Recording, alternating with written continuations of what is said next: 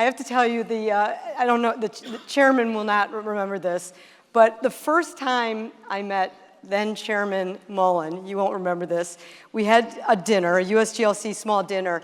You got called out 4 times in that dinner. I have no idea what crisis was pulling you out, but so don't leave tonight. I'm worried he's going to keep getting out.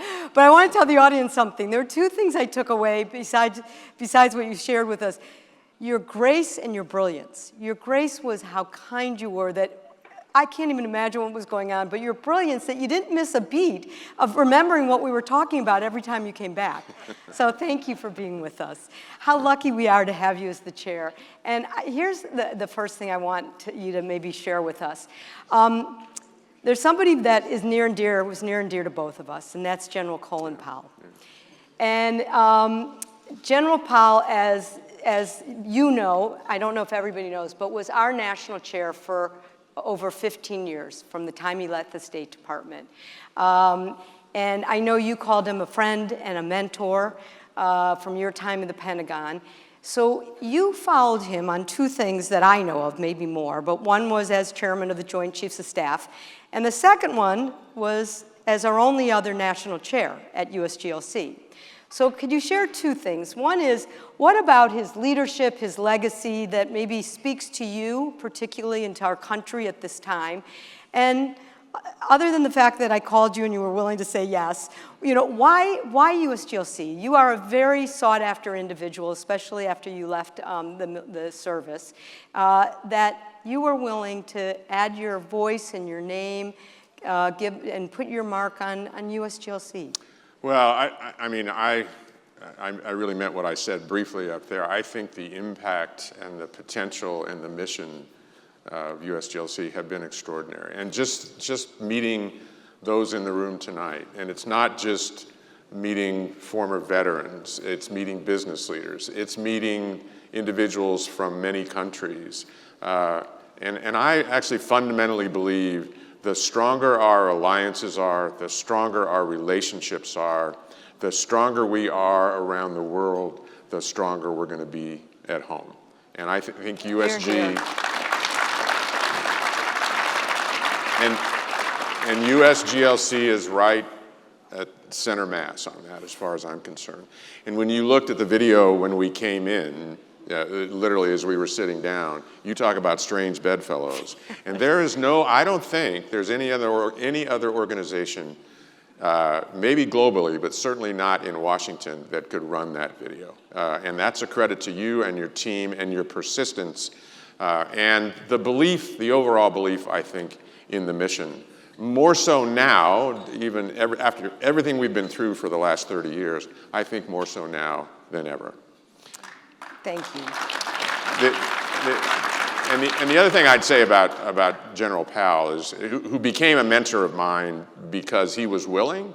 And when you go into the chairman's job, you actually might think you know a lot, and you find out pretty quickly you don't know much at all, because you're working in a brand new environment for most of us. And he became a dear friend and mentor, which meant a lot to me. We all need that. And he's a huge loss. And he represented not just the leadership, which was so important, and the example, but he was also the quintessential American dream, where he came from, and how hard he worked, and how good he was, and how he was recognized for that level of excellence time and time again. He cared deeply about our country. He cared deeply about our people. And he cared deeply about our future, to include, obviously, his time here. So it's I'm very humbled to be honestly, to be associated with his name. He was an extraordinary American. He was a wonderful friend to this community. Yeah. And lucky us. Yeah. So I'm going to share when I became a fangirl of Admiral Mullen. He was when you were chairman, you may not remember this part too, but I don't know if you made your colleagues at the Pentagon with a little bit of a heartburn when you were what I'm going to call moonlighting as a lobbyist for the State Department. You wrote a letter a formal letter to Congress. And it was a letter to support the international affairs budget. It was a letter to support funding for diplomacy and for the international assistance. Other members of the military in uniform did that. But this is what you did differently. You wanted to make sure that they knew it was really from you.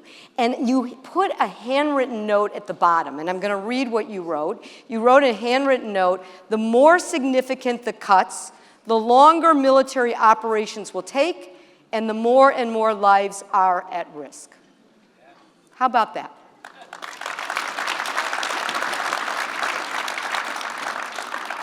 So it's years later, the world is different. There's new risks. Admiral Mullen, how does that ring true to you today in the world that we have, in terms of the civilian side needing to play a complementary role to the military operations in the world we have now? I've said for a number of years now, I think this is the most dangerous time in my life because of the emergence of China and what they're developing, along with the resurgence beyond my expectations of Russia, combined with the technological advancements, and then in the middle of that, the division we have with this country. I actually think the division feeds our enemies, and they're no fools. They're taking advantage of it. And if I had one message tonight, we need to get through this, and we need to figure out how to work together for each other and for our country, and unify the country as opposed to continue to divide it, because the enemies are watching. Right here. And I still haven't changed my mind on how to do this. I think we need to have a very strong economy. We need to support like-minded countries so that they can have a strong economy, and I think that becomes the platform from which we can then engage the rest of the world and actually do so in a very, very peaceful way. Keep the peace, first of all. Secondly, I've believed forever to please lead with diplomacy and assistance wherever we can so that we can avoid the outbreak of any kind of significant conflict. And over the course of my life, sadly, we've missed that more often, and if past is prologue, it's coming again. The only thing now is the weapons and the technology are so much more dangerous than they were in the past, so much more devastating than they were in the past. So the danger is way up. And our relationships with these enemies is, I'll be kind to say, strained at best, but worrisome, because they see us in such division. They look at the opportunities that are presented to them to, in their own way, become us and lead the world. And I still believe in us as a country. I believe the strongest possible way we can create who we are for the future and be as strong as we can is to provide that leadership where it's most critical to preserve the opportunities, quite frankly, for America as well as other people around the world who still see us in so many ways as that shining city on the hill. That's beautiful. Thank you. So, as I was You preparing... said there were going to be 2 questions. I've got one more. I'll try to get 2 more in, but at least one more. So I was preparing for this, and I actually looked at your resume. I probably should have done this before I asked you for as a national chair, because there was one little thing on it I hadn't picked up. So I have to ask you this. Sorry, I'm doing it in front of the whole group. But is it true that in your first time you commanded a ship, you actually struck a buoy? In naval terms, we call it a collision. A collision. Okay. And colliding with anything on a ship is not a good thing. Okay, so that was not a good thing. And I understand, if I read your resume correctly and your background correctly, but doing my little research, that it set your career back a little bit. 11 years. 11 years. All right.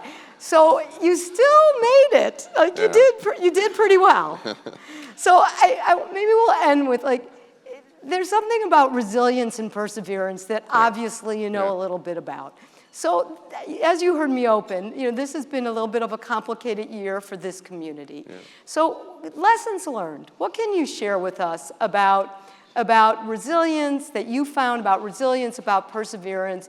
Because we care deeply about America, global leadership, you just shared that in your last answer, and about making sure we lead with and we engage with diplomacy, with international assistance, with American global leadership. You sat for 11 years to get your career back on track. You're here as one of the most important leaders in our country. We're so honored to have you as our national chair. Share your lessons learned. So I teach, I still am fortunate, I actually teach a group of seniors a leadership course at the Naval Academy. Wonderful. And where we start with is at the beginning of the course, we start with the evaluation that came out of that collision, which I describe as an F for failure, no future, go find something else to do. It's not there. But the point is, we all fail, and I did, and I was the captain, so it all goes to the captain, and that's fine, and I understood that, and I held myself accountable. That's the beauty of command at sea, quite frankly. You're accountable for everything, and then it was, certainly it wasn't easy, but what I learned from that was it's not about the failure. It's about how you respond to the failure. It's how you get back up off the deck. Do you learn the lesson? It's not good to repeat it, and I didn't. But do you learn the lesson and then press on? Now, hold yourself accountable and move forward. The other aspect of this, and we mentioned this with General Powell, or Secretary Powell, is I could not have done this without an exquisite mentor. I had no idea how to navigate the system. I was 26 at the time. No idea how to try to repair my record, which took me the better part of 4 or 5 years.